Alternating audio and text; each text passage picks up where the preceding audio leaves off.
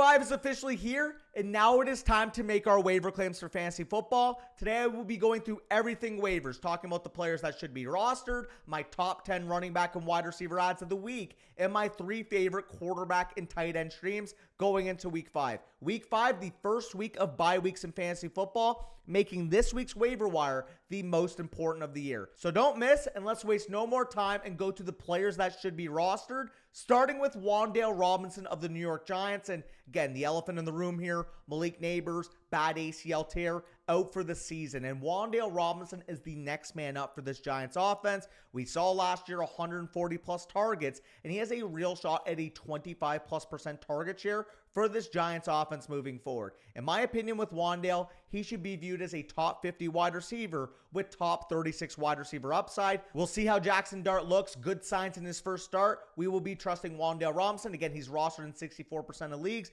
but if he is available in yours, go and pick him up. Alec Manor, same thing, rostered in 57% of the leagues, not quite making the cut, but we love what we have seen from Alec Manor right now. Straight up, he looks better than Calvin Ridley, and he has 25 targets in his first 4 games, and it looks like that rapport he's building with Cam Ward is on the right track. Now, Cam Ward right now, a little bit more of a volatile quarterback, but we know the upside. First overall pick, very talented player. If Cam Ward can start playing better and Alec has the opportunity to be the one here, there is a ton of ceiling in fantasy football. I like the prospect. He was a top 8 wide receiver for me, and I think he is a perfect fit with this Titans offense moving forward, assuming that after they fire Callahan, we start to see some positive signs. And moving on to a quarterback, again, this guy should be rostered. He is in 68% of the leagues.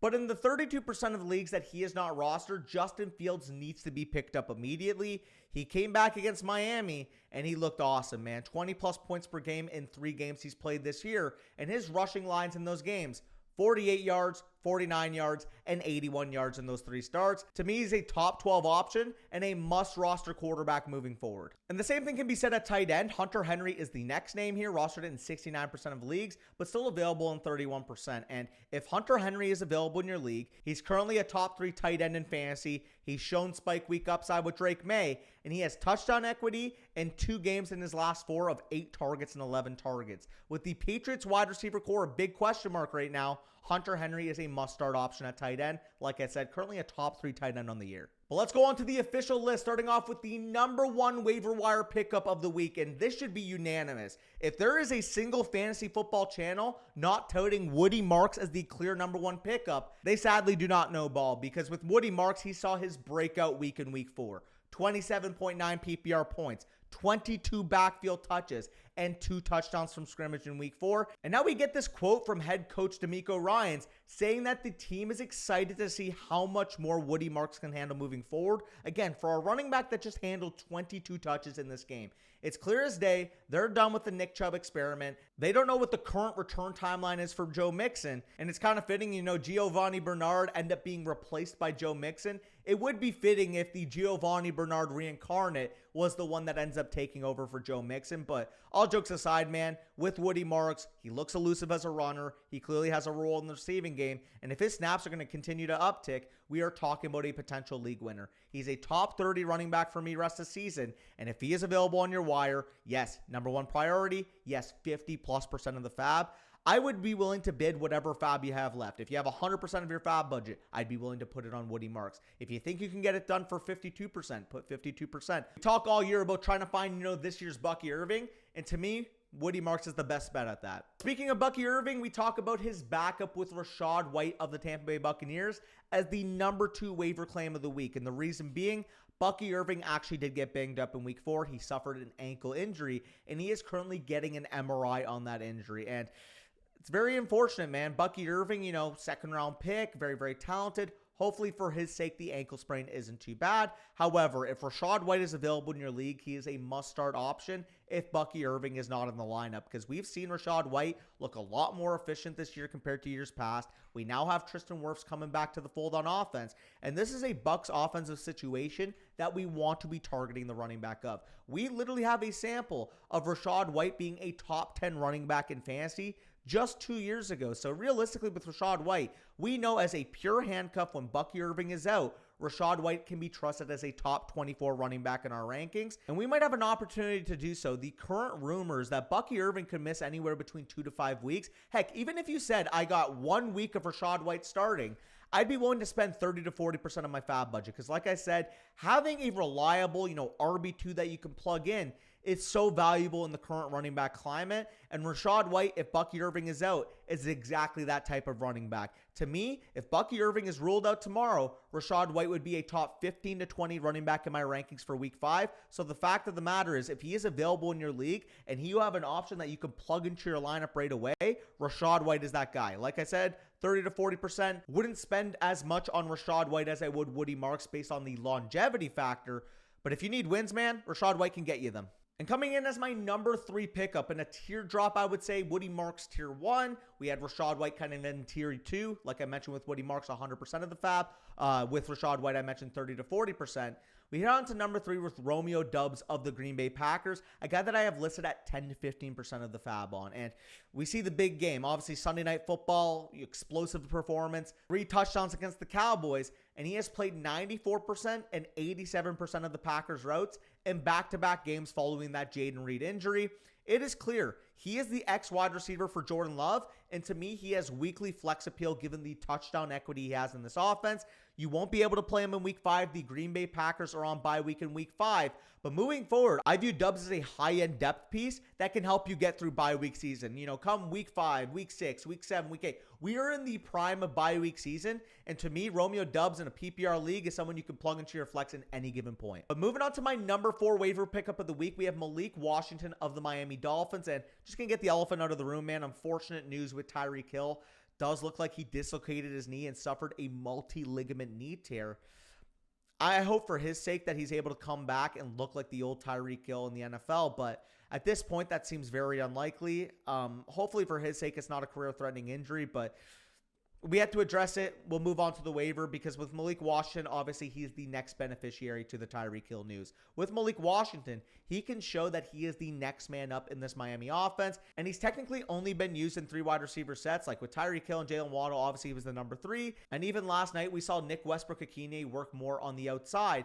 But to me, with Hill out of the lineup, we see Malik Washington's role expand. With Malik Washington, I thought he was a good prospect coming out of college, and there is plenty of volume available for Miami. Darren Waller, he's not going to catch 2 touchdowns every week. And Malik Washington can kind of mimic, some of those design plays that we saw from Tyreek Hill. The little bubble screens, the end arounds. Malik Washington is capable of taking that type of role. And if he's able to get that, along with maybe a 20+% target share, we're talking about a legitimate weekly option. And waiver pickup number 5. And to me, I would have this guy higher if I needed to. And I think he is the best value on this list. So if you guys are value hunting, maybe you spent a lot of your fab previous weeks, I think Jalen Coker is the single best value on this list because he's kind of the forgotten man right now, and you only should be able to have to spend, 5 to 10% of your fab. And the reason that we love Jalen Coker coming into the season. He was one of my favorite sleepers coming in, and now he is healthy. He is coming back from IR, potentially able to play in week 5. And that is massive news, man, because like I said, I was high on Coker coming into the year, and the Panthers need ready-made targets on the outside. We know what Tetero and McMillan can do. Bryce Young needs a steady wide receiver 2 added to the fold, and I think that's exactly what Jalen Coker provides. We already heard confirmation in the preseason that Jalen Coker was expected to take that slot wide receiver role. Now, unfortunate, he suffers that preseason hamstring strain that sidelined him, but my thoughts on Jalen Coker remain, and if he could be the number 2 wide receiver on a passing offense that's thrown the ball 33 times per game with Bryce Young, I think Coker has top 40 upside. Like I said, do not miss out on Jalen Coker. If you spent up on some of the waiver wire darlings of the last few weeks, maybe you spent up majority of your fab on Quentin Johnson in week 1, I think Jalen Coker is the best bang for your buck. 5 to 10%. And like I said, my expectation is a wide receiver 4 with wide receiver 3+ upside in PPR. Number 6, we got Kendre Miller of the New Orleans Saints, and it's pretty simple here. He had 11 carries next to Alvin Kamara in week 4. And the Saints are an 0-4 football team. Like sooner rather than later, we're hearing so many rumors. Kamara's going to get traded here. Kamara's going to get traded there. The minute that Alvin Kamara gets traded, Kendre Miller is a starting running back for this team. And sure, New Orleans not the most attractive situation out there. But Kendre Miller's looked good so far, and he is the clear number 2 right now behind Alvin Kamara. He clearly beat out Devin Neal. And like I said, if Kamara were to get moved tomorrow, we're talking about a legitimate top 30 rest of the season running back. There should not be any question marks where the workload would go to, considering he's already beaten out Devin Neal. My number 7 pickup of the week is Brashard Smith of the Kansas City Chiefs. And we saw in week 4, 8 touches, 4 targets out of the backfield, and 26% of the snaps for Brashard Smith. We saw his role expanded dramatically. And with how Kareem Hunt and Isaiah Pacheco have played ahead of him, who's to say that Brashard Smith can't end up being this team's starting running back? And he hasn't really popped in the box score just yet. Like, I don't think you have to spend a huge amount to get Brashard Smith. But to me, he's tailor-made for that Jerick McKinnon receiving back role for a Chiefs team that needs to throw the football. They haven't had success running the football. They have clearly shown both in the red area and overall that they want to throw the football across the yard. And to me, Brashard Smith is by far their best receiving back on the roster. And now we see this quote from Andy Reid that Matt Nagy is trying to increase Brashard Smith's snaps every week and put him in a position where he can do some things. And again, this isn't going to be a short process. We're not going to see suddenly in week 5, Brashard Smith starting running back for the Chiefs. Maybe it takes till week 8. Maybe it takes till week 9. Maybe it takes till week 11. Who's to say when Brashard Smith ends up being the starter? But for now, he's a high upside handcuff with the opportunity to be in that Woody Marks, blow all your fab on him level area. So to me, number 7 pickup, you get the value now. I actually said this about Woody Marks in week 2, so maybe I'm a profit 2 times in a row. Except at number 8, we have Isaiah Bond of the Cleveland Browns, and his usage has gone up in the last 2 weeks, and now Cedric Tillman leaves the game with a hamstring injury, with Isaiah Bond 10 targets in these last 2 games, and he was a top 100 level NFL prospect before off-field concerns pushed him towards being undrafted. The talent is clearly there, and if the opportunity is there with Cedric Tillman out of the lineup, Isaiah Bond to me could be a solid flex option in PPR leagues. This is a high volume passing offense with Flacco, and like I said, through bye weeks, you can do a lot worse than Isaiah Bond given the flashes we saw this week. At number 9, we got Jalen Tolbert of the Dallas Cowboys, and this is only for an intermediate play, like maybe you are the CeeDee Lamb team, maybe you're 1-3, you're 2-2, you're 0-4. You need wins right away, and maybe you're fighting some bye weeks. I think Jalen Tolbert, given the role he has in this Cowboys vertical passing attack, is a must pick up option in that type of scenario. Because with Jalen Tolbert, you're getting 80+% of the snaps on this Cowboys offense. And Dak Prescott is simply playing insane right now. Over 42 pass attempts per game. And while Jake Ferguson and George Pickens are clearly the number 1 and 2 targets right now, it's clear to me that with Jalen Tolbert, you're getting 6+ target weekly upside with the opportunity to score a touchdown. In bye weeks, maybe you're without Drake London. Maybe you're without Romeo Doubs. Maybe you're without a big time option in your lineup. I think you can throw Jalen Tolbert into a pinch, and he can get you 10 to 12 points easily. But moving on to pickup number 10, we got Darius Slayton of the New York Giants. And obviously, like I said, with Wan'Dale Robinson, elephant in the room, Malik Neighbors going to be out for the season. I do prefer Wan'Dale Robinson straight up because I do view the target upside for Wan'Dale being higher. But Darius Slayton is this vertical X wide receiver for a quarterback that looked really good this past week. Like Jackson Dart stepped into his first start, looked good, upset the Chargers, and that wasn't a bad matchup. I think moving forward, if Dart can feel comfortable in the pocket, deliver some more deep shots down the field, I mean, the targets are wide open. Like Malik Neighbors was out there averaging, 10, 12, 13 targets per game. That should be dispersed more evenly along Darius Slayton and Wan'Dale Robinson. I do prefer Wan'Dale, like I said, but if you are in a deep league and need someone to plug in, Darius Slayton is not the worst option. But moving on to my top 3 tight end streams for week 5, Mason Taylor comes in at 1, 11% rostered here. And with Mason Taylor, you've gotten 70+% of the team routes in the last 4 weeks as a rookie tight end. On top of that, you have the big performance, big time game against Miami. And I think with Mason Taylor, we have to be viewing him as an every week, top 15 to 18 tight end with legitimate tight end 1 upside. But moving on to my second stream at tight end, we have Brenton Strange of the Jacksonville Jaguars. Like Mason Taylor, he's played in 70+% of the routes in each game this year. And we have seen in the last 2 weeks, 14 combined targets for Brenton Strange. De'Ami Brown still out of the lineup. Travis Hunter still not a full-time player. And it is clear across the middle of the field that Trevor Lawrence trusts Brenton Strange. And Darren Waller comes in next. He was sparingly used, only 36% of the routes in week 4. But he did catch 2 touchdowns. He did command 4 targets. And obviously, like I mentioned with Malik Washington, the elephant in the room of the Tyreek Hill injury. We see maybe second week with Darren Waller active. his snap share goes up. And sure, he's not going to score 2 touchdowns every week, but with Carolina representing a difficult matchup for the receivers of Miami, I do think we could see the passing game funnel through Waller. But moving on to the top 3 quarterback streams of the week, we got Jackson Dart of the New York Giants, and it wasn't a crazy passing game, like 20 attempts, 111 passing yards. I do think that will go up moving forward, but we did see a massive rushing ceiling for Dart, 10 carries, 54 rushing yards, and a rushing touchdown in that game against the Chargers, and now gets a game against New Orleans. So if you have some bye weeks at quarterback, I think Jackson Dart is a fringe top 15 level quarterback option for me this week. And Bryce Young is a little bit more risky. He's a little bit more of a desperation play, but if Jalen Coker is active, I think that's the caveat I will add. If Jalen Coker's out, you don't play Bryce Young. But if Jalen Coker is back for week 5, we get a very good matchup going up against the Miami Dolphins. Their secondary has been horrendous all year.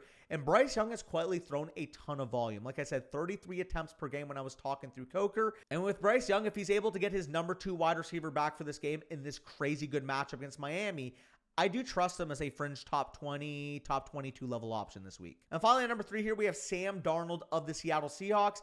Again, he's quietly been, solid this year. He hasn't had a crazy big blow-up performance, but we have an extremely pass-funnel Tampa Bay defense coming up next. Tampa Bay, Seahawks at home, big-time game in the NFC.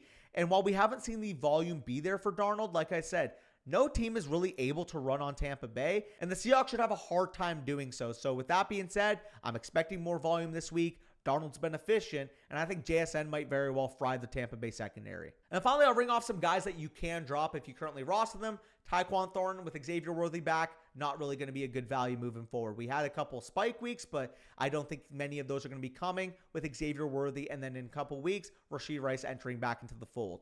Dylan Sampson pushed Jerome Ford. You can drop them. This is Quinshon Judkins' backfield. Tank Bigsby. A.J. Dillon was working ahead of him, and Saquon Barkley is one of the biggest workhorses in the NFL. You can safely drop Tank Bigsby. Evan Ingram, you just should have a better tight end option. Like if a Hunter Henry, I doubt is available, you obviously pick him up. Heck, even all 3 options I mentioned in the tight ends to stream list, they are better options than Evan Ingram moving forward. If you still roster Evan Ingram, get rid of him. Hollywood Brown, very similar to Tyquan Thornton. Xavier Worthy and Rashee Rice, they're going to be back in the fold within the next few weeks. Caleb Johnson, it's very clear that Jalen Warren's the starter and Kenny Gainwell is the handcuff on this team. So if you're rostering Caleb Johnson, don't.